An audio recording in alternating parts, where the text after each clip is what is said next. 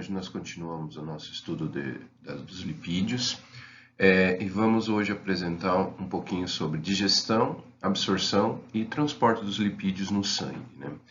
É importante sempre ressaltar que os lipídios são moléculas importantes para o organismo porque são principalmente nossa fonte de energia, nosso estoque de energia. Na aula passada a gente estudou basicamente como era conceituado o lipídio, né, como é definido. Vimos alguns tipos de diferentes tipos de lipídios, como podemos classificar esses lipídios. E no final nós apresentamos um pouco algumas diferenças importantes entre eles, né, o que é um ácido graxo insaturado, saturado, gordura trans. O que é importante para um aluno de nutrição conhecer pelo menos alguns tipos diferentes de lipídios e a sua importância para o organismo. Então hoje a gente continua esse estudo. Nós vamos começar então, falando um pouquinho sobre o processo digestivo. Então, como é que os lipídios são adquiridos, são conseguidos, são obtidos pela alimentação e como esses lipídios então sofrem processo digestório e passam para a corrente sanguínea, tá? Então, importante. Os lipídios, eles geralmente não são a principal fonte, o principal nutriente da alimentação. Porém, ele tem um consumo relativamente alto em países ocidentais, como no caso do Brasil. E que tipo de gorduras, principalmente, são feitos, né, são utilizados na nossa alimentação? Então, basicamente, a gente consome gorduras animais e vegetais, mas principalmente os óleos vegetais e alguma coisa de gordura animal através das peles, principalmente, né? E da carne, onde nós temos o tecido adiposo incrustado, né? Então, mas de qualquer forma, independente se é de origem vegetal ou animal, o principal lipídio da alimentação é o triglicérides, tá? Então a gente pode considerar o TG, eu vou usar abreviado, acho que fica mais fácil, né? Então, os triglicérides, eles representam em torno de 80 a 90% de todos os lipídios que são consumidos. Um segundo lipídio bastante consumido, dependendo, claro, do tipo de dieta, é o colesterol. Então, eu vou também considerar o colesterol e vou abreviá-lo como COL, né? Acho que fica mais fácil de acompanhar. E um terceiro lipídio que nós poderíamos considerar, que também poderíamos colocar aqui, são os fosfolipídios, tá? Que eu vou chamar de PL, fosfolipídio, tá? Uma abreviação que vem da língua inglesa. Bom, em todo caso, os triglicérides são os que nós devemos considerar essencialmente, tá bem? Quando esses lipídios eles entram em contato com a boca, eles encontram a sua primeira secreção, né, que é a saliva. Porém, aqui nós já temos um pequeno problema. Bom, a saliva, ela tem a origem dela, né, a natureza química dela, ela é hidrofílica, ela é água, né, é uma secreção aquosa. E esses lipídios, eles são insolúveis em água, está na definição de lipídio. Então, na boca em especial, não há como os lipídios entrarem em contato com a água no sentido de se solubilizarem, né? Portanto, nós não vamos considerar a boca como uma região importante ou que participa de forma muito ativa nessa digestão, no processo de absorção, no processo de emulsificação das gorduras. Então a gente passa a desconsiderar a boca. Depois a gente vai considerar o estômago como um segundo importante local de digestão. De novo, nós temos ali um pequeno problema, que é o fato das gorduras encontrarem novamente uma secreção. Essa secreção ela é de origem também aquosa. Então, de novo, tem as gorduras com dificuldade de solubilização nesse líquido. E se não há solubilização, se não há uma mistura efetiva, não há como as enzimas digestivas, as enzimas que participam da quebra das moléculas, poderem agir, uma vez que essas enzimas elas são solúveis em água. Então, de novo, eu crio uma outra dificuldade. Embora no estômago, diferente da boca, exista, né, um pouco de enzimas que fazem digestão de lipídios e também há como esses lipídios muito parcialmente ou muito pouco se solubilizarem na secreção gástrica ou no suco gástrico.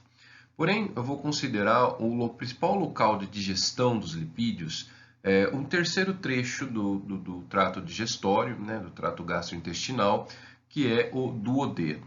Né? Então, o duodeno é a primeira porção do intestino delgado.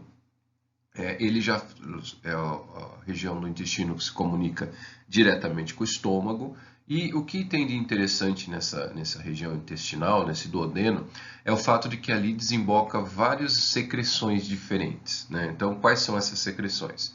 Então, vamos olhar aqui no esqueminha que a gente entende um pouquinho melhor. Então, vamos considerar que tem secreção que vem do fígado e que é liberada no duodeno. Então, que secreção é essa? Vamos considerar a bile. Né? A bile é uma secreção que contém várias moléculas, mas o principal componente da bile são os sais biliares.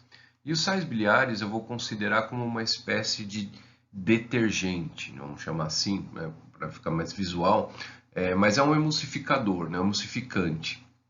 Portanto, ali eu tenho alguma coisa que vai conseguir fazer com que as gorduras que vêm da alimentação e as secreções que são aquosas possam ter um ponto de contato. Uma vez que os detergentes, ou os sabões, ou os emulsificantes, eles são capazes então de interagir tanto com a gordura quanto com a água e criar então um ponto de contato para que a gente possa fazer a tal da solubilização das gorduras, tá bem? Então, essa secreção é importantíssima para o processo digestório dos lipídios. Então, claro, os lipídios estão vindo pelo estômago, né? Então vamos considerar essas bolinhas amarelas que estão desenhadas aqui como os lipídios grandes. Quando eu falo lipídio grande, eu estou considerando principalmente os triglicérides e os fosfolipídios. Né? O colesterol, ele, embora precise também ser emulsificado para ser absorvido, ele não precisa ser digerido. Né? Aquele núcleo esteroide, aqueles anéis fundidos, já dificultam o processo digestivo, não há como digerir aquilo. Né? Então, eu nem considero ele no processo digestivo, embora ele seja importante. Né, essa emulsificação, esse encontro dos sais biliares com o colesterol seja importante para a solubilização desse, para que ele possa também ser absorvido, tá bem? Em todo caso, esse primeiro processo que está acontecendo do duodeno serve apenas para que a gente possa solubilizar as gorduras, tá? Não estão digeridas ainda. E para que a gente possa, então, fazer o processo digestivo, que eu vou considerar, então, a presença de enzimas, tá? Essas enzimas, elas têm alguns locais de produção na região do duodeno também. Uma parte dessa enzima, principalmente a lipase, ela é produzida por uma glândula exócrina, que é o pâncreas, e é liberado também no duodeno, através da secreção pancreática, ou do suco pancreático.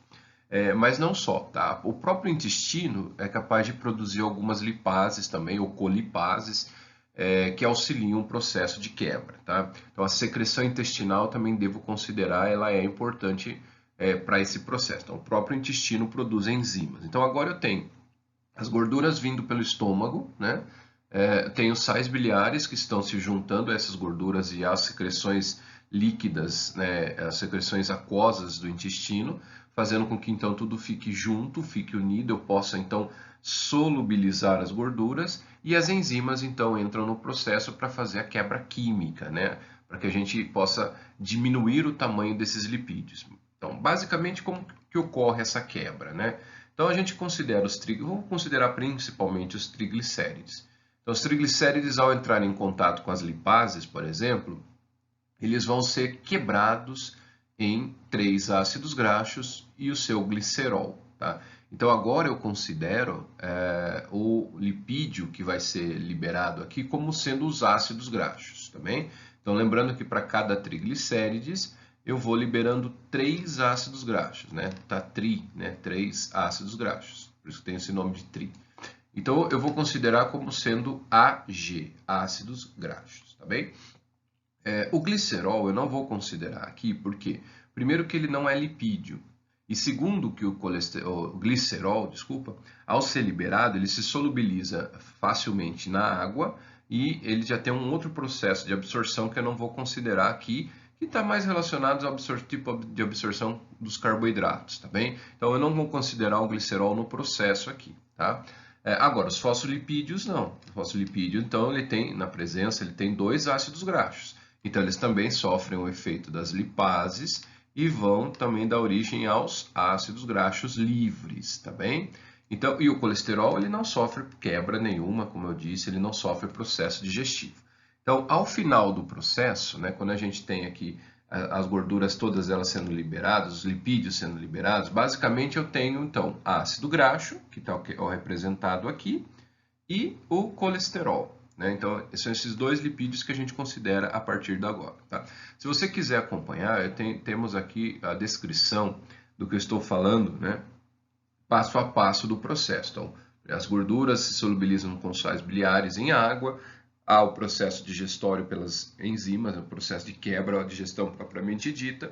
Esses monoacilglicerol, ou se você preferir, só o ácido graxo livre, então eles ficam liberados, eles ficam prontos para serem absorvidos agora. E também devo considerar o colesterol. Então, eu estou neste passo aqui. Então, temos agora os lipídios digeridos. O que a gente faz com eles? Primeiro ponto, os lipídios, por terem natureza lipídica, eles conseguem atravessar livremente pelas membranas, de uma vez que as membranas também são lipídios. E como a gente já tinha explicado na aula anterior, semelhantes dissolvem semelhantes. Tá? Então, os lipídios eles não precisam de transportadores para passarem pela membrana das células. Eles têm a liberdade por se parecer quimicamente com as membranas celulares, tá bem? Agora, por outro lado, dentro da célula é um ambiente aquoso, então eu teria um problema ali, por quê? Porque essas gorduras, esses lipídios, eles têm muita dificuldade de solubilização em água. Então, ainda dentro da célula, eu preciso ter alguma coisa que faça com que essa gordura possa se misturar, possa se solubilizar na água, tá bem? E é o que está acontecendo aqui agora, ó. Então, os triacilgliceróis, que eu vou considerar aqui como sendo ácidos graxos, tá bem? Então, os ácidos graxos mais o colesterol, eles vão se juntar com proteínas, tudo dentro da célula. Qual célula eu estou considerando? Eu estou considerando os enterócitos, eu estou considerando as células do intestino, tá? Principalmente do duodeno, ou se você preferir, as próximas porções, também não há problema nenhum em considerar do intestino, tá bem? Então, o fato aqui é que para esses lipídios poderem se solubilizar na água dentro da célula, eles vão ter que se juntar agora com proteínas, tá? Essas proteínas, elas têm um papel muito importante e especial. Para que elas servem? São elas que vão fazer com que esses lipídios possam ficar solúveis na água, tá bem? Então agora eu começo a criar uma grande partícula que eu quero visualmente que você imagine como se fosse uma esponja, tá? Essa esponja constituída de proteínas, é um arcabouço proteico, e elas vão drenando, né? Elas vão sugando todos os lipídios que vão entrando na célula, tá bem? Quando esta partícula ela ganha um tamanho relativamente grande, ela passa a se chamar de quilomicron, tá bem? Então tá representado aqui o quilomicron para nós. Então, o que é o quilomicron? É uma partícula composta de proteínas que vão servir para a solubilização das gorduras, dos lipídios, e aí ela vai drenando, né, essas proteínas, vão sugando os lipídios que vão chegando, principalmente o ácido graxo e o colesterol, e vão montando essas partículas para nós, tá bem? Esses quilomicrons, então, eles são formados a partir do processo digestório e de absorção dos lipídios, tá? Portanto, eles vão aparecer apenas quando você se alimenta, tá bem? A quantidade de quilomicrons que é formada vai variar de acordo com o consumo de gorduras, tá? Então, se você faz alta ingestão de gordura, por exemplo, a quantidade dessas partículas é relativamente grande, tá? E o que é feito com essas esponjas de gordura, né? Com essas proteínas, ou se você preferir chamá-las agora, lipoproteínas? Bom, primeiro detalhe importante, elas vão ter que sair do enterócito e serem direcionadas para o sangue, ou para um tecido ou um líquido que sirva para transporte, tá bem? Então, nós vamos ter que adicionar essa gordura no sangue de novo. Então, claro, aí temos um problema de novo, o sangue é aquoso. E nós temos gorduras, nós temos lipídios. Portanto, esses quilomicrons, agora, né, na forma de quilomicrons, eu posso liberar esse quilomicron no sangue, que ele fica solúvel em água. Tá bem? Então, aí nós resolvemos o problema também no sangue. Então, esses quilomicrons, essas partículas, elas têm esta função também, elas são transportadores de lipídios no sangue. Mas nunca perca, no próximo slide vai ficar até mais claro, nunca perca de onde ela foi feita, de onde ela partiu, qual é a origem dela. Então, os quilomicrons são feitos no intestino após o processo digestório e absorção de lipídios, tá bem? Bom, então segue aqui, ó. Os quilomicrons, então, vêm para o sangue, né? E vão, então, ser disponibilizados no sangue e transportados através dele. Porém, nós também conseguimos fazer com que os quilomicrons, e uma boa parte deles, não venha pelo sangue, né? Não seja transportado pelo sangue, desculpa. Sejam transportados pelo sistema linfático, tá bem? Então é possível, e principalmente dependendo da quantidade que você ingere de gordura, se você colocar todos esses quilomicrons no sangue, para ter uma ideia, muda até a viscosidade do sangue, o sangue fica mais grosso, e isso é ruim. Então, dependendo da quantidade de quilomicron que é formada, uma boa parte dele vem pelo sistema linfático também. Só relembrando, o sistema linfático ele tem como destino, né, o final dele, o fígado. Diferente do sistema sanguíneo, né, que tem como destino final o coração, né, então tudo corre para o coração e o coração bombeia para os tecidos periféricos. A linfa é um pouquinho diferente, tá? A linfa ela tem como o último destino final, o fígado, tá bem? Então nós vamos direcionar principalmente esses quilomicrons até o fígado, tá? Ou pelo sangue também, acaba de certa forma atingindo todos os tecidos, tá? Então, vamos manter agora esses quilomicrons aí e partirmos para o nosso próximo slide. Bom, então segue aqui, vamos nos encontrar para a gente conseguir continuar o raciocínio, tá? Então, estou aqui, ó. Os lipídios da dieta foram então digeridos e absorvidos no intestino. Esses lipídios são adicionados ao quilomicron, que eu estou representando como um Q. Esse quilomicron agora com os lipídios, quais são mesmo? Os ácidos graxos e o colesterol, tá? Então, esses quilomicrons seguem por sangue ou para a linfa, e depois que eles atingem o sistema sanguíneo, eles passam por vários tecidos, que eu vou chamar de extra-hepático. Mas eu gostaria de considerar principalmente o tecido adiposo, tá? Então, os tecidos de gordura, células gordurosas, adipócitos. Então, vamos considerar como chama extra-hepático, principalmente o tecido adiposo, tá? Então, esse quilomicron vai chegar ou vai descarregar parte da gordura, parte do lipídio que ele está transportando aqui no tecido adiposo, tá bem? E o que ele vai descarregar aqui, principalmente? Ácidos graxos, tá? Então, lembra que os quilomicrons estão transportando os ácidos graxos e o colesterol. Mas, então, basicamente, os ácidos graxos, eles vão ser soltos, eles vão ser liberados, eles vão ser disponibilizados para o tecido adiposo, então, poder armazenar essa gordura. Então, isso aqui vai ser guardado para mais tarde, tá bem? Esses ácidos graxos, na verdade, dentro do tecido adiposo, são novamente transformados em triglicérides, tá bem? Então, nós vamos armazenar a gordura, os nossos lipídios, na forma de triglicérides, tá bem? Então, esses ácidos graxos são novamente convertidos em triglicérides.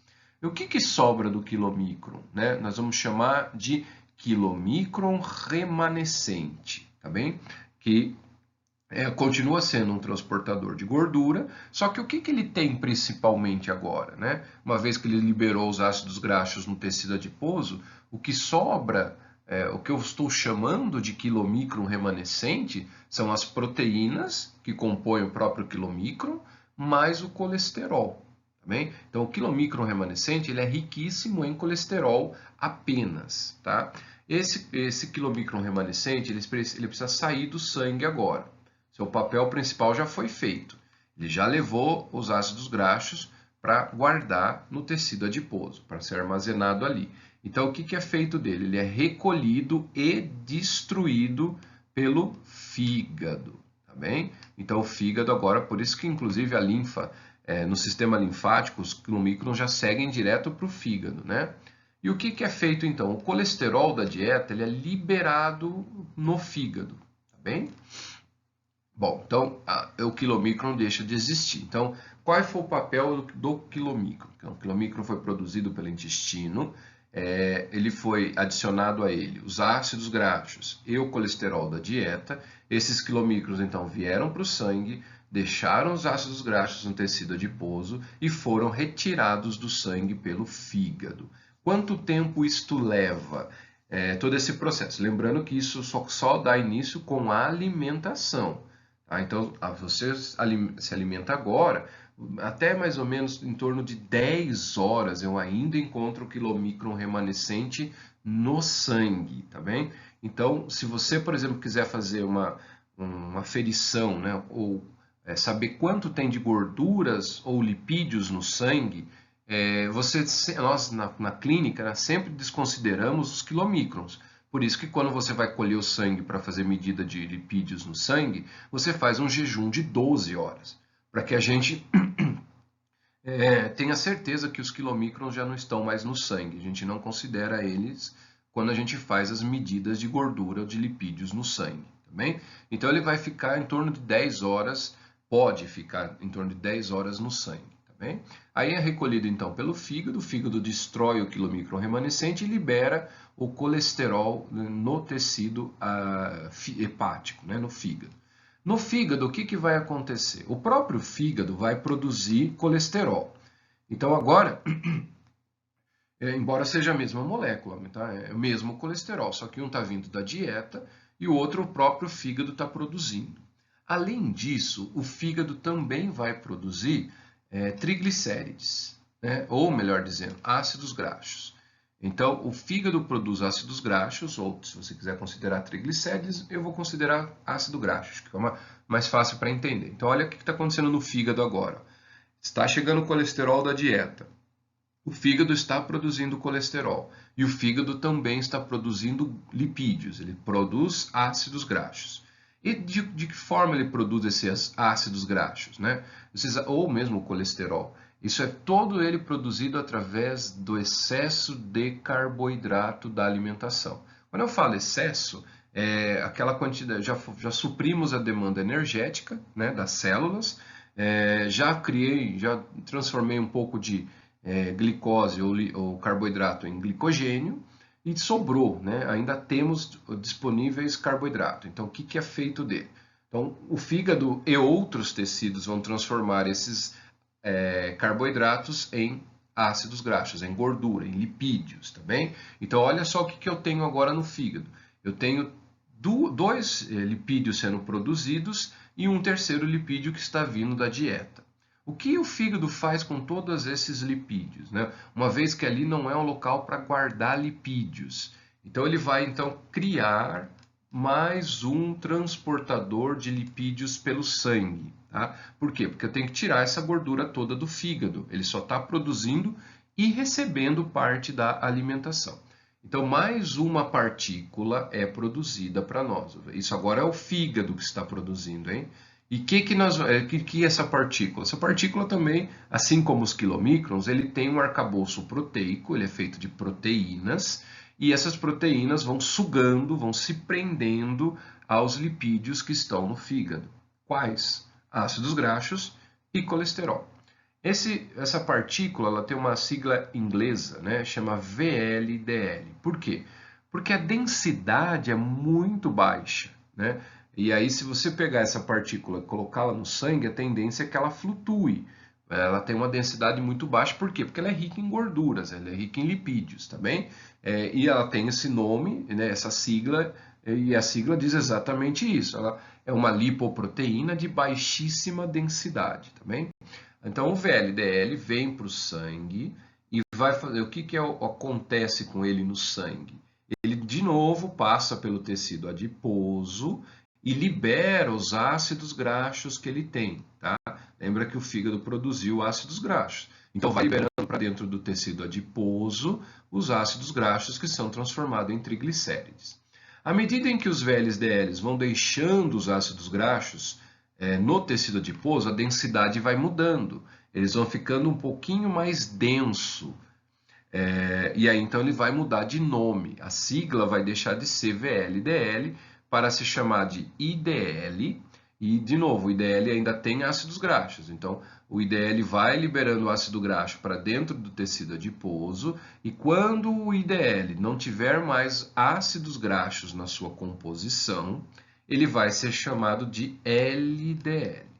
E o que sobrou? O que nós temos no LDL? Nós temos as proteínas que compõem o arcabouço, né, a esponja. E qual é o lipídio que sobrou ali? Sobrou colesterol. Tá bem? Então, o LDL é uma lipoproteína, é um transportador de gordura que aparece no sangue através do VLDL. Tá? Então, ele vem do VLDL. À medida que o VLDL vai soltando o seu ácido graxo para o tecido adiposo, ele vai mudando a densidade, então ele vai se chamar LDL. LDL só transporta colesterol. Tá bem? Então, agora nós chegamos a essa importante transportador ou lipoproteína, que é o LDL. O que é feito com esse LDL? Né? Ele vai ficar circulando no sangue até que algum tecido que precise de colesterol faça sua retirada. E quais tecidos precisam de colesterol? Nós estudamos isso na aula passada. Então, nós temos o colesterol sendo usado para a produção de hormônios. Então, claro, algumas glândulas também precisam de colesterol. Então, essas glândulas retiram o LDL do sangue.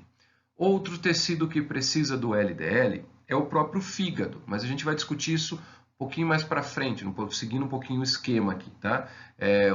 Por que o fígado precisa de colesterol? Porque o fígado vai fazer sais biliares. Tá? Os sais biliares são uma espécie de detergente, como eu falei, que é feita a partir do colesterol. Então, o colesterol também é usado para isso.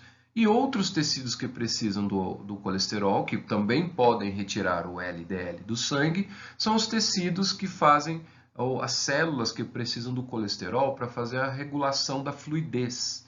Né? Lembra que o regulador da fluidez das membranas é o próprio colesterol.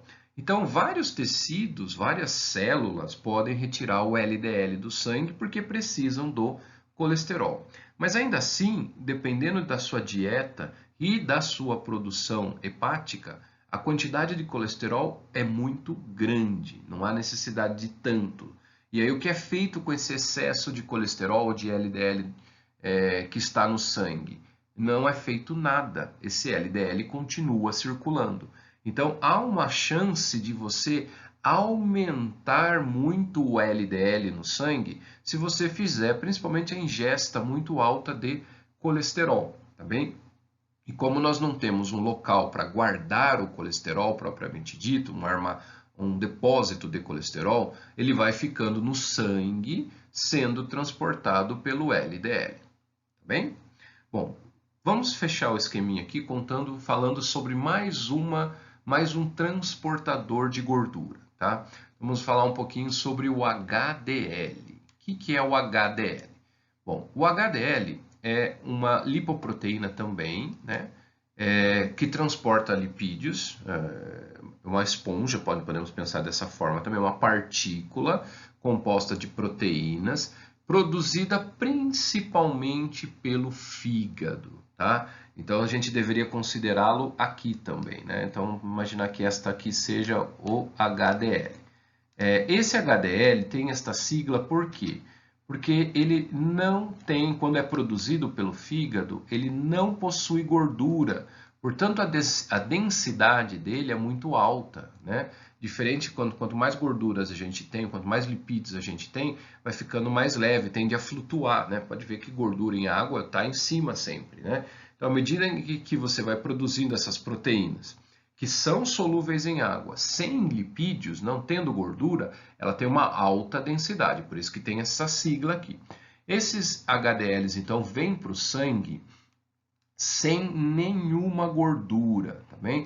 Então, eles são produzidos principalmente pelo fígado e são liberados no sangue sem transportar nada, tá? De gordura, de lipídios. E o que eles vão fazendo, então? Eles vão recolhendo todo o excesso de colesterol que os tecidos não precisam mais.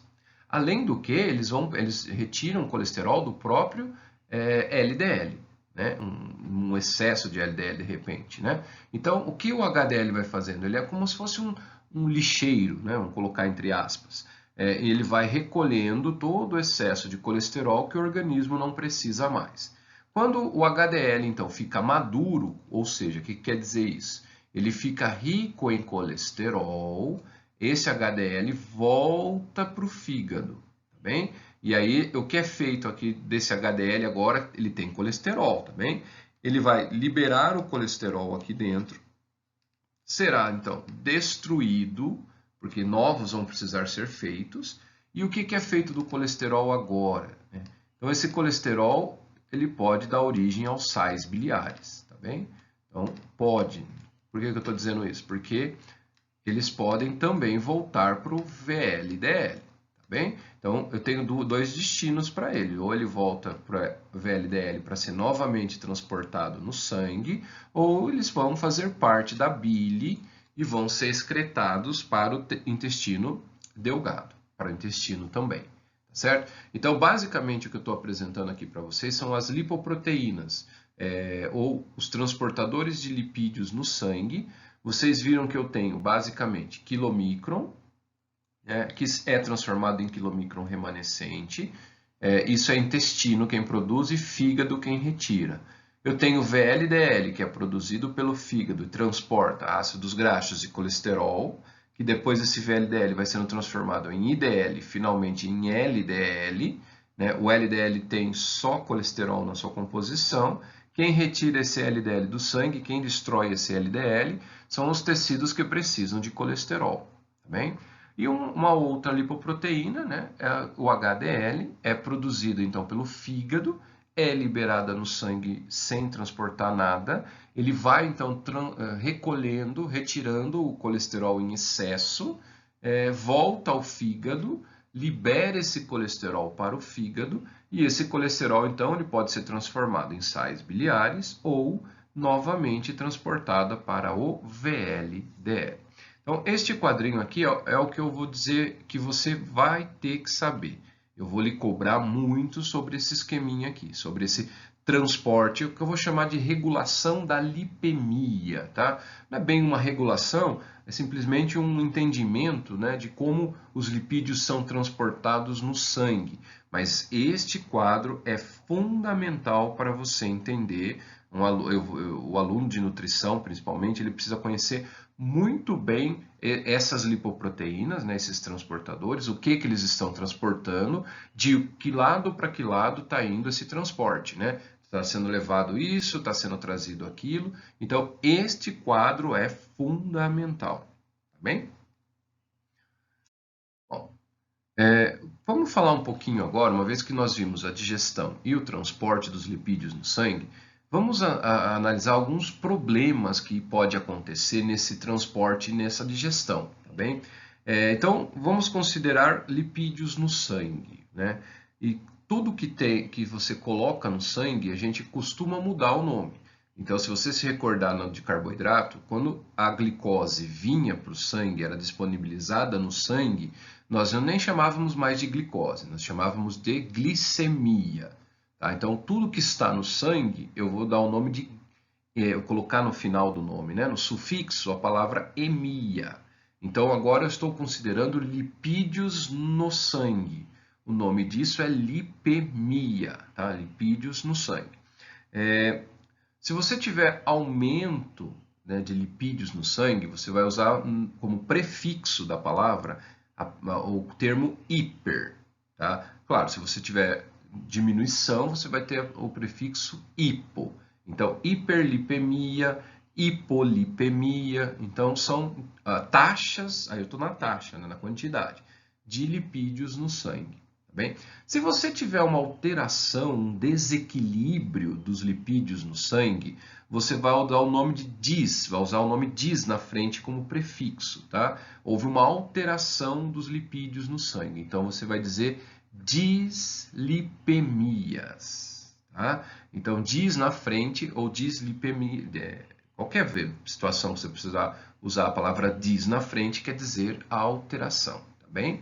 Então, dislipidemias consideram, então, há uma alteração dos lipídios no sangue, tá bem? Quais lipídios eu tenho mesmo no sangue?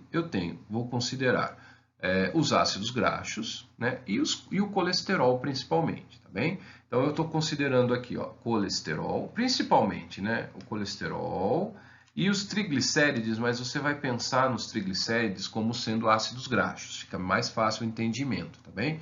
Então eu tenho o que as lipoproteínas transportam, né, colesterol e triglicérides, tá bem?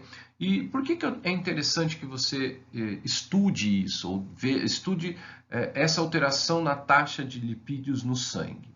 Porque há uma série de doenças que podem aparecer por conta disso, né? Principalmente uma doença chamada de aterosclerose, tá bem?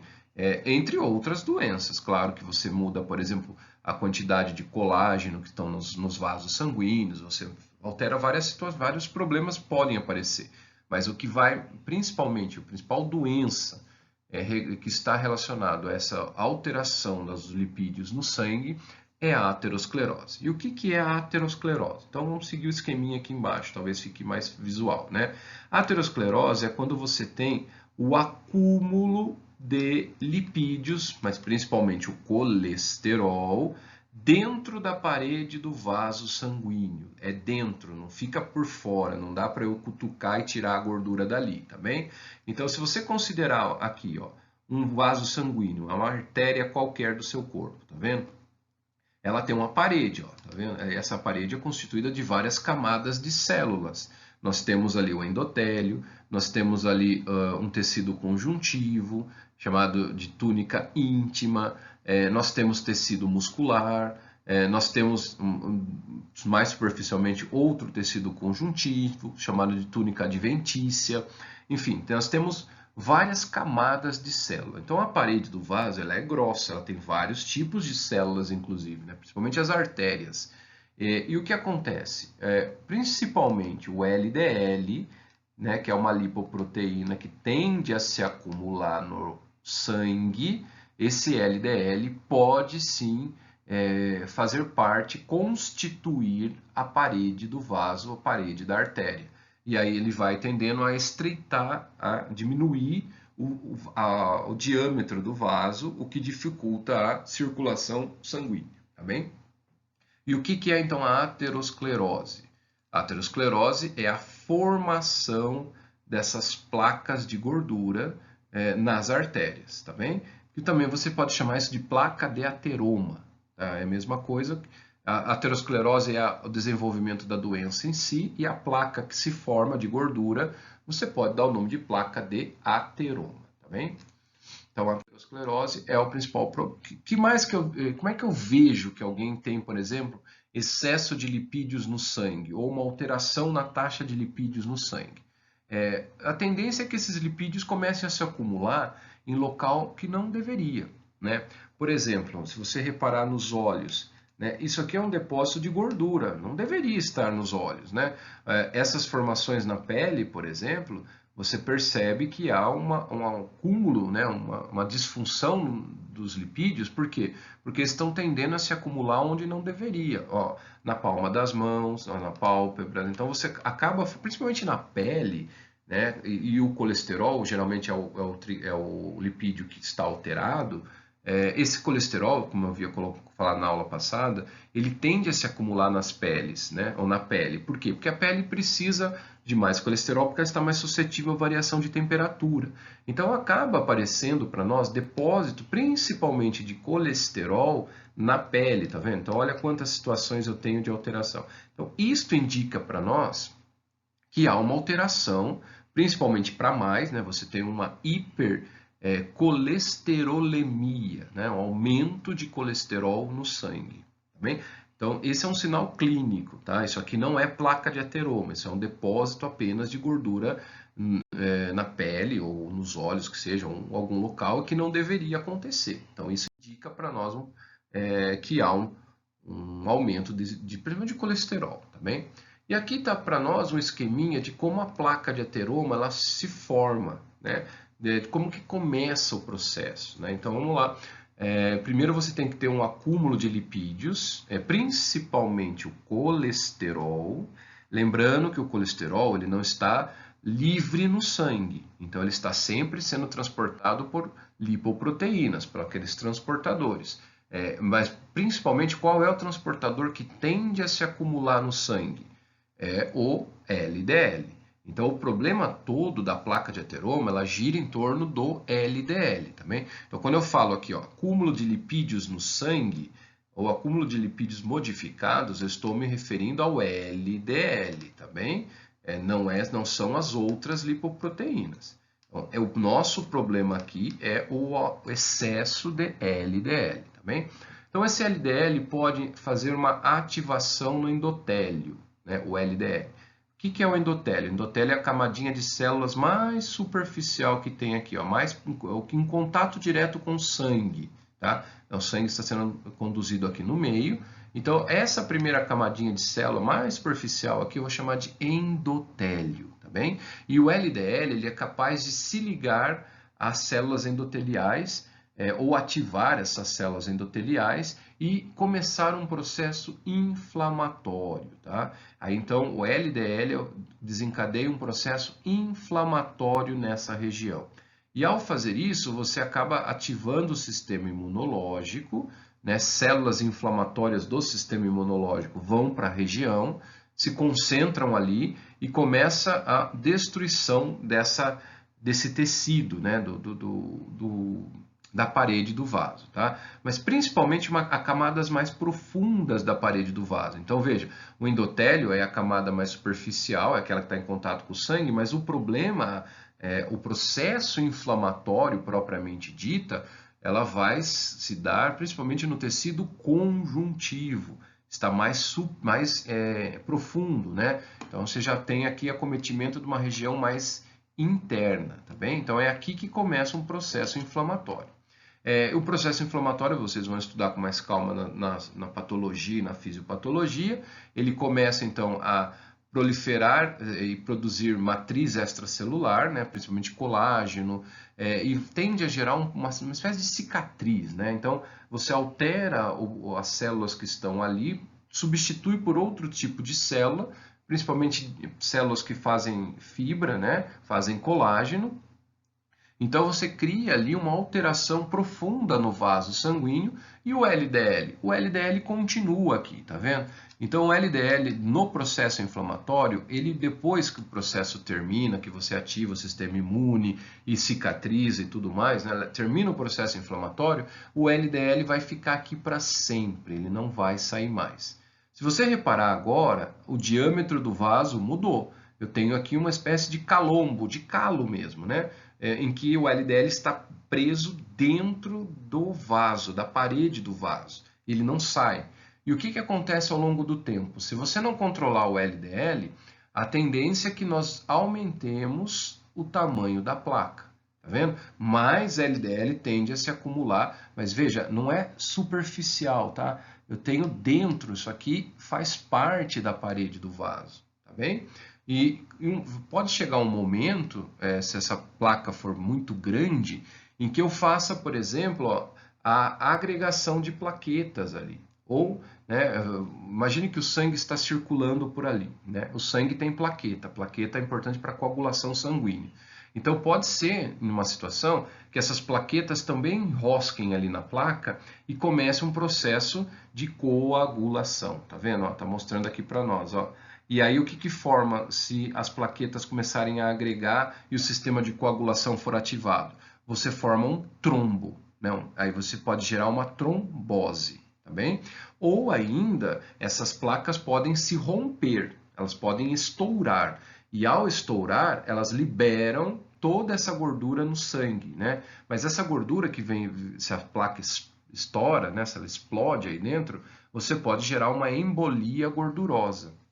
Ou ainda, o que é mais comum, é que essa placa impeça que o sangue circule, né? Então ela pode ser grande o suficiente para quase bloquear toda a circulação, e aí você gera um processo chamado de isquemia, o que pode levar a infartos dependendo do tecido em que ela esteja colocada. Esse vaso, por exemplo, se for um vaso uma coronária do coração, o bloqueio, né, da circulação sanguínea por esse vaso pode levar ao infarto do miocárdio.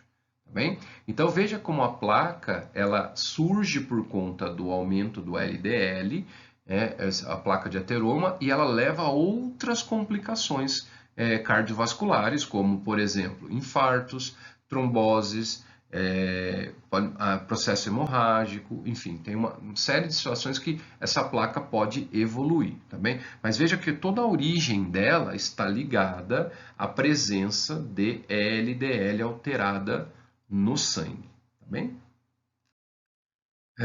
Vamos falar um pouquinho como que a gente faz o diagnóstico disso. Então, vamos falar um pouquinho das taxas e dos transportadores de colesterol, principalmente colesterol, né? Vamos falar também um pouquinho de ácidos graxos no sangue, mas vamos fazer primeiro uma correlação entre as lipoproteínas que transportam o colesterol, tá bem? Então, lembrando que, se eu pedisse para que você dissesse, né, ou entender, quando eu falo quanto de colesterol há no sangue, ou tem no sangue, você vai ter que pegar e fazer uma continha, não dá para saber direto. Por quê? Porque o colesterol ele não está livre, nós vimos isso. Ele sempre está sendo transportado por lipoproteínas, tá? Então, se você falar, eu quero o valor do colesterol total no sangue agora, você vai ter que pegar 3 lipoproteínas que transportam ele no sangue. Claro, estou desconsiderando o quilomicron, porque nós vamos fazer um jejum de 12 horas para colher o sangue, tá bem? Então, onde tem colesterol? Colesterol tem no HDL, tem no LDL e tem no VLDL, tá bem? Então, se eu pedir para você, eu quero o colesterol total, que eu vou chamar de CT, o que eu tenho que considerar? O CT é a soma de 3 lipoproteínas, tá? Quais são? HDL, LDL e VLDL, tá bem? Muitas vezes, vamos supor então, que o colesterol total está muito alto no sangue. Subiu, sei lá, a taxa dele de 200 mg por decilitro e apareceu 300 no seu exame. Então, houve um aumento de colesterol total. Mas qual dos 3 lipoproteínas aumentou? Será que foi o LDL? Será que foi o HDL? Será que foi o VLDL? Ou será que foram as 3? Ou será que não foi, de repente, só uma delas aumenta? Enfim, tem várias situações que pode acontecer. Então, quando a gente estuda o colesterol total, a gente precisa olhar as suas frações, as outras lipoproteínas, o HDL, o VLDL e o LDL, tá bem? Por que isso é importante? Porque quem é responsável por causar a placa de ateroma é o LDL. Então, o aumento do LDL no sangue é ruim, né? Tende a causar problemas cardiovasculares. Por outro lado, se o aumento for do HDL, lembra que o HDL ele recolhe excesso de colesterol? Então o HDL tem um papel protetor do sistema cardiovascular. Ele diminui a taxa de colesterol no sangue. Então, se você olhar só colesterol total, você não sabe qual que pode ter aumentado. Então, a situação pode ser que você tenha um aumento do HDL, o que é muito bom para a sua saúde, em detrimento do LDL. O LDL pode estar baixinho. Mas o mais comum não é isso. O mais comum é, se o colesterol total estiver aumentado, a chance de ser o LDL é muito alta, né? O LDL tende a se acumular no sangue. Então, se você pegar um exame, então, colesterol do sangue, colesterol total aumentada, você tem que dar uma olhada qual é ou quais são as lipoproteínas que estão aumentadas, tá bem? Se a gente tiver o HDL, isso não é ruim, isso é ótimo, inclusive. Porém, se você tiver um aumento de LDL, isto é um problema, porque pode desencadear placas de ateroma. E aqui eu vou fazer um apelo para vocês, um pedido, tá? Não gosto que você use a palavra colesterol ruim, colesterol bom. Por que eu não gosto? Porque o colesterol é um só. Como é que ele pode ser bom e ruim ao mesmo tempo? É uma única molécula. Então, quando a gente no dia a dia fala colesterol ruim, ele está se referindo à lipoproteína, o transportador LDL. E o colesterol bom? Nós sabemos que não existe essa história. O colesterol não tem juízo de valor, né? Então, eu tenho então um aumento do HDL no sangue, que é a lipoproteína que recolhe o colesterol, tá bem? Eu vou pedir que você não use esses termos nas minhas provas, nos meus exercícios. Eu não gosto de colesterol bom, colesterol ruim, porque dá uma ideia falsa de que o colesterol ele tem moral, né? Então ele pode ser bom ou ele pode ser mal, depende da situação, ele vai variar. Então não é, esses termos não são bons, tá bem? Então vamos tomar esse cuidado. Mas você entende que tem lipoproteínas capazes de induzir doenças e outras de te proteger, tá bem? Vou colocar agora para você uma interatividade, tá bem? Essa interatividade é só para testar se você conseguiu compreender o que nós dissemos hoje, e fala da formação da placa de ateroma, aquele processo de como é desenvolvida a placa de ateroma, a relação da placa de ateroma com o HDL e o LDL, se tem ou não tem, e aí a gente coloca aqui uma situação nutricional, né, para que você analise, indique, né, qual a alternativa, quais são os fatores que podem aumentar o LDL no sangue, tá bem? O LDL colesterol no sangue.